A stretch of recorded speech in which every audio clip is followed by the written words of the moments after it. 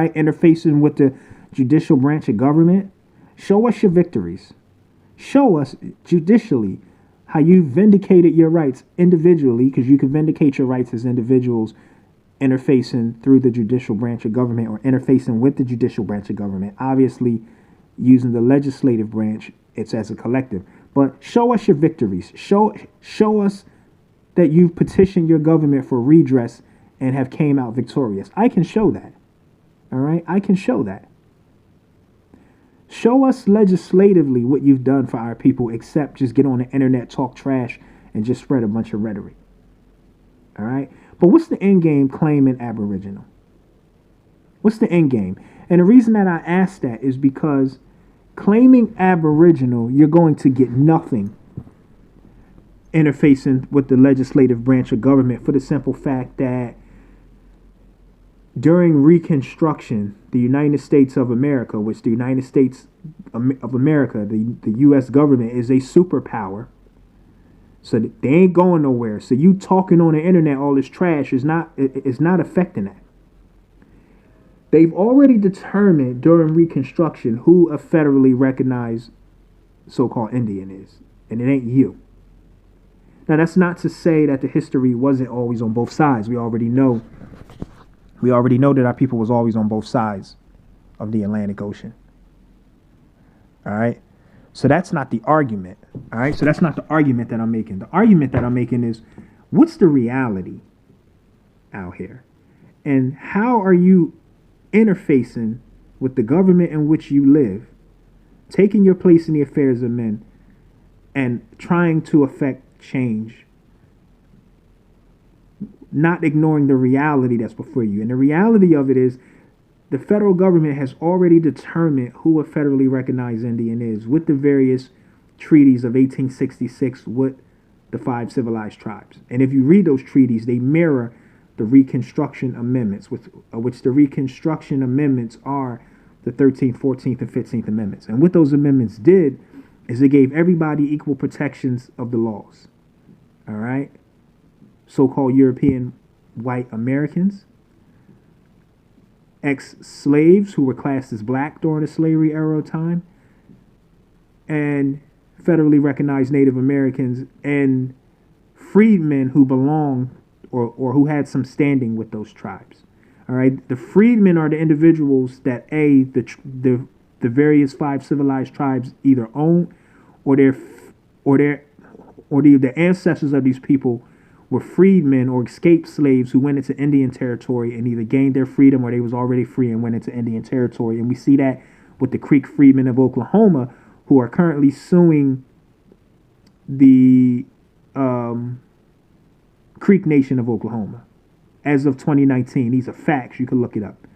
So the Reconstruction Amendments and the various treaties of 1866 all have the same language. And what it did was it put everybody on equal footing. Based on those documents, now we know that after Reconstruction, our people, so-called black people, went through what? Jim Crow, the vagrancy laws, segregation, civil rights, the Red Summer of 1919. We went through redlining, redistricting, right? And things of that sort, all right? The federally and state recognized so-called Indians didn't go through that. Obviously, European so-called white Americans didn't go through that. All right? And we do know that even the freedmen who had standing with the tribe went through that. So we know that we have been disenfranchised long after Reconstruction, which was meant to put everybody on equal footing, which is why reparations is something that we need. I'm pro reparations, right?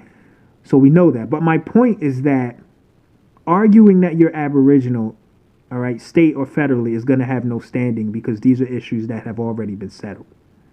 So politically, we need to deal with the reality, and we need to move from that base based on what's already been established and get active and get involved. All right. And there's even federal case law. All right. There's a case from 1823 called Johnson versus McIntosh, 1823. You can look this case up. And what this case was about was there was an individual whose name was Johnson who had bought some land from the Perkysaw natives, if I'm saying that right. All right, who was a tribe and they had land in present day Illinois. He had bought some land from them. Well, rather, his ancestors bought some land from them, like in the 1700s. In the 1800s, when the United States started expanding and gaining more territory and getting more powerful, this guy named McIntosh had bought some land, the same land from the United States government. All right, land that McIntosh said overlapped his land, or rather, Johnson had land that he said McIntosh's land overlapped his, because Johnson had took McIntosh to court. He was suing him. And in this case, which the case was presided over by Chief Justice John Marshall, what the United States Supreme Court determined through what's called the European Christian Doctrine of Discovery was that the United States government did not and will not recognize Aboriginal land claims if an Aboriginal or so-called Indian was selling land to a private individual. They don't recognize those land claims, and they don't recognize them if the Aboriginal or indigenous person is making the land claims against the U.S. government. They don't recognize it. The only Aboriginal or what's called allodial title that they recognize, or whatever land claims they would recognize, if a so-called Aboriginal or Native American / Indian was selling land to the U.S. government. That's the only way. This is Johnson versus McIntosh, 1823. So when these guys talk about getting all this land and we're going to do these things as Aboriginal, it's just feel-good stuff. Trace your lineage. Okay, after that, then what? Because to my knowledge, people can't get past the 1600s doing their genealogy. And slavery was well in full swing then. Now, this wasn't the USA then, but they act like the 1600s is before the transatlantic slave trade. The transatlantic slave trade, at least on this side, is in the goes back to the 1500s. And then it's the 1400s with the Portuguese going down into South America. So, these people, man, instead of using this information for a good cause, instead of using the information to be doing the right thing and to tell the people the real truths, to humble themselves and say, well, listen, I don't have all of the answers. We're still researching, and come together as a unit. You understand what I'm saying? So that we can unravel these mysteries like the European does. You get charlatans and fakers like this who are causing much confusion. Much confusion. And for no good reason, aside from the fact that they just want to be popular. You see? They just want to be popular. You see? Let's continue on. And a lot of those folks are confused. A lot of those folks are confused when they can. He's confused, actually. And he's a hater and a fucking copycat. Stop stealing our bars and then you turn around and shit on us. Because the information is for everybody. So So we're not saying who can and can't have it. But why you take our bars, our talking points, and then shit on us? Consider themselves Moors and stuff like that. They have no idea of the history or the background of those particular people. Some of those people were infiltrators. Those were the instigators and infiltrators that assisted Christopher Columbus when he tried. Now, I already done broke down how Columbus got the charts, which are sailing maps of the Moors. All right, the Moors lost a series of battles and wars where Queen Isabella and Ferdinand took over. Not only were the Moors of history lost a series of battles and wars, and the European Christian nations, all right, that people now call white people, took over. We lost. And when I say we, I'm not saying we as in members of the Moorish Science Temple of America which I'm formally a member, but I'm saying we because I'm speaking on behalf of the group that I used to belong to. I'm not saying we as in members of the Moorish Science Temple of America or any other organized Moorish group. I'm not just saying them. When I say we, I'm talking about the melanated peoples of the world. They lost and the Christians took over the world. All right? They conquered in India, if you study some of that history. All right? The melanated people there. Some call them Dravidians and by other names. They went way out to the Philippines. If you study some of the history of what's called the Moro Indians. And see, let me get into that too. Because people have a tendency to think Moor is just something that was referred to by Greeks to talk about North Africans. No. In the mid and late 1800s, when the United States government took over the Philippines, they encountered a people who called themselves Moors or the Moros, who was of Islam. The U.S. government, when they went in there and started conquering, they called the people Moro Indians. Now, the reason for that is the European, before he set sail from Spain and Portugal, before they started conquering and taking over the world and whatnot, their only interaction initially was with Moors. And obviously those of the Far East and India due to Marco Polo traveling there via land caravan like I spoke of in the previous video. So this is why everywhere they went, when they saw dark-skinned people that they now call black today and any other misnomer associated, Negro, colored, black, maroon, West Indian, Dravidian, Indian, all right, all these new designations, the reason that they call people Moors or Indians, or a combination of the two, like in the case of the Moro Indians of the Philippines, it's because that's all who they was used to dealing with. So whenever they sailed around the world and they met a new people there who were of dark flesh, they thought, okay, these are either Moors or Indians or both, or we're just going to call them one of the two. That's where that came from. So when I say we, I'm talking about those who are classed as black today and any other new designation or misnomer associated. We lost the wars and the battles to the European Christian nations. And those are just the facts. And we need to come to terms with that. All this finger pointing that, oh, the Moors did it. Every time I turn around, the Moors did it. It's the Moors. All right, the Moors are not Aboriginal. That rhetoric is not going to change anything. All right, that rhetoric is emphatically not going to change our condition. What's going to change our condition is we need to unify under one banner. And the reality of it is today, in the United States of America, jurisdiction and venue, we are the American descendants of slavery. All right, we're Americans. This is the United States of America, which is a world superpower recognized by the UN. All right, the USA has a standing army, and you talking trash on the internet about that doesn't change those facts.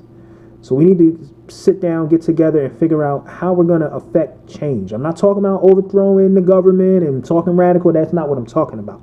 What I'm talking about is how we're going to take our place in the affairs of men, meaning how are we going to interface with the government in which we live, which we are citizens of the USA as per the Reconstruction Amendments to the Constitution. That's the real reality, not some fantasy that we're separate.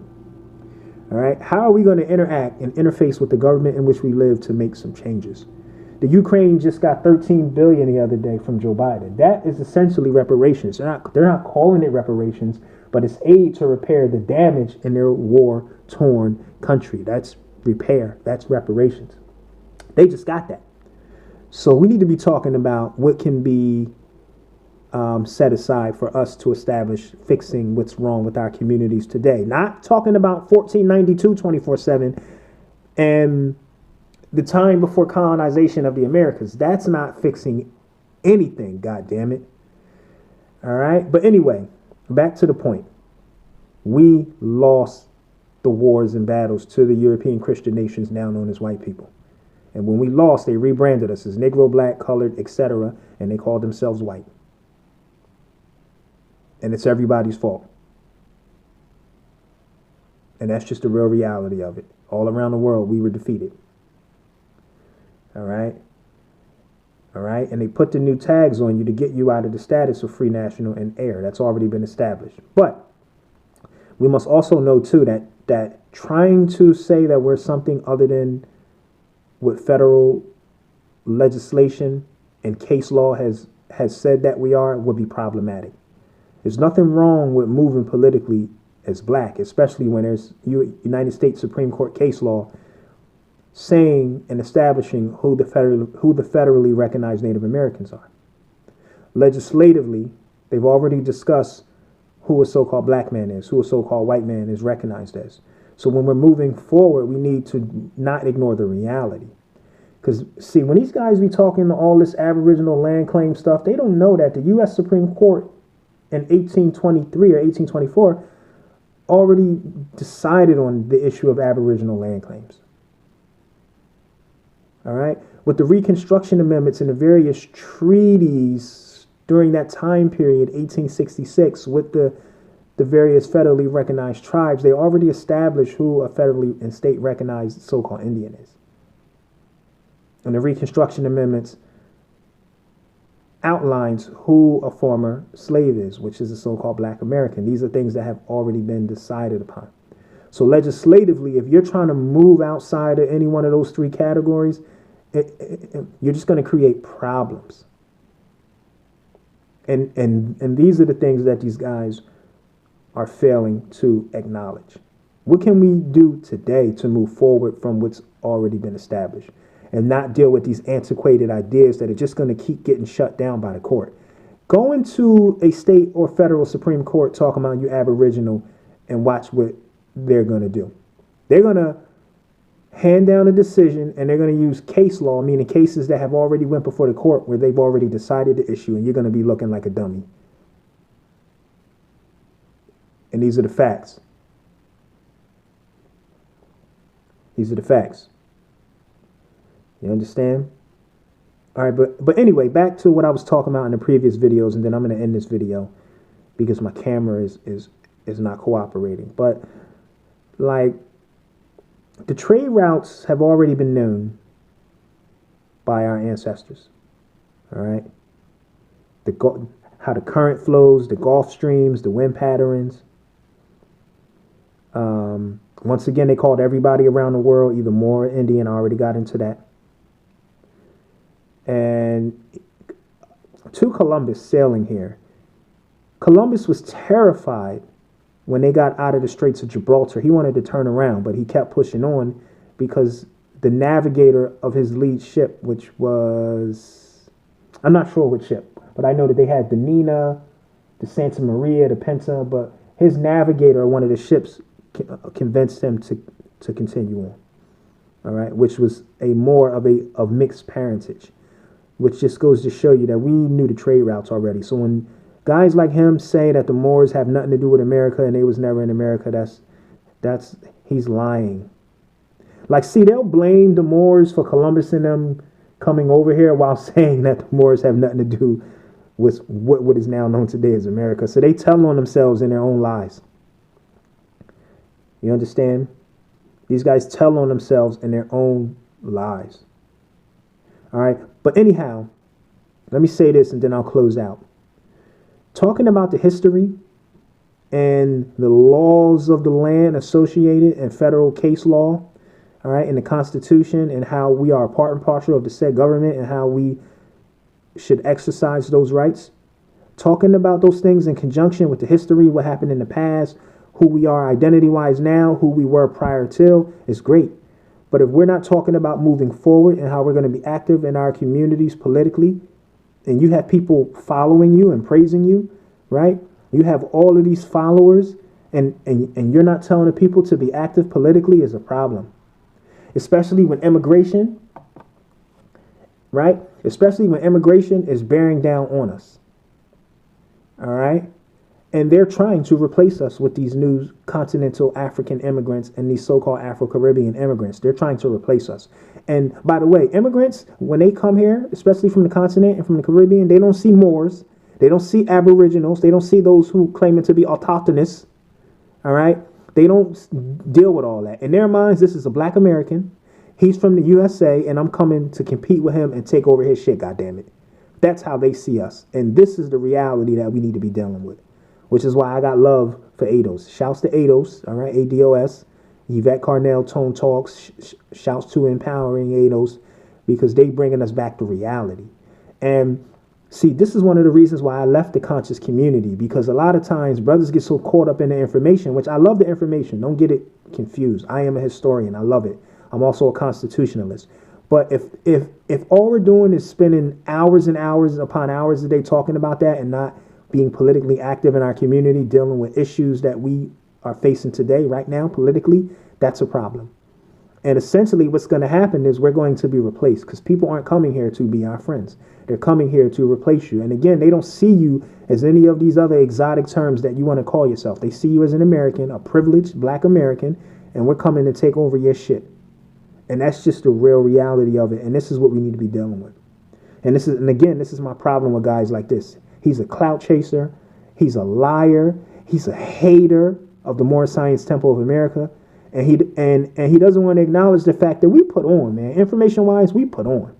All right? And in the conscious community, we're the only group that push for ones to be involved in local, state, and federal politics, which is what made me gravitate to ADOS, because that's what they deal with. Data, that's what we deal with.